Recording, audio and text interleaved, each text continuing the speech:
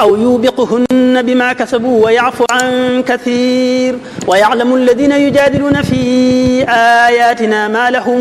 من محيص فما أوتيتم من شيء فمتاع الحياة الدنيا وما عند الله خير وأبقى للذين آمنوا وعلى ربهم يتوكلون والذين يجتنبون كبائر الإثم والفواحش وإذا ما غضبوا هم يغفرون والذين استجابوا لربهم وأقاموا الصلاة وأمرهم شورى بينهم ومما رزقناهم ينفقون والذين إذا أصابهم البغي هم ينتصرون وجزاء سيئة مثلها فمن عفا وأصلح فأجره على الله إنه لا يحب الظالمين ولمن انتصر بعد ظلمه فأولئك ما عليهم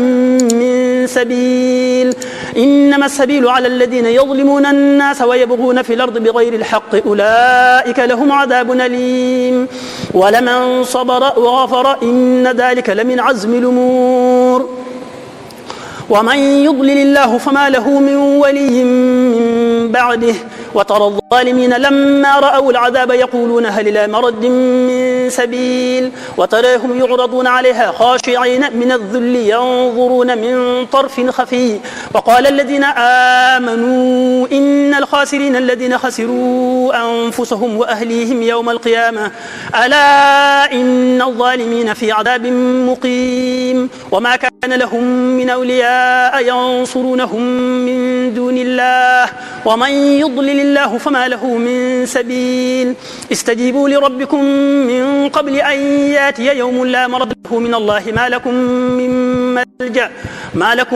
من ملجأ يومئذ وما لكم من نكير فإن أعرضوا فما أرسلناك عليهم حفيظا إن عليك إلا البلاغ وإنا إذا أذقنا الإنسان منا رحمة فرح بها وإن تصبهم سيئة بما قدمت أيديهم فإن الإنسان كفور لله ملك السماوات والأرض يخلق ما يشاء يهب لمن يشاء إناثا ويهب لمن يشاء الذكور أو يزوجهم ذكرانا وإناثا ويجعل من يشاء عقيما إنه عليم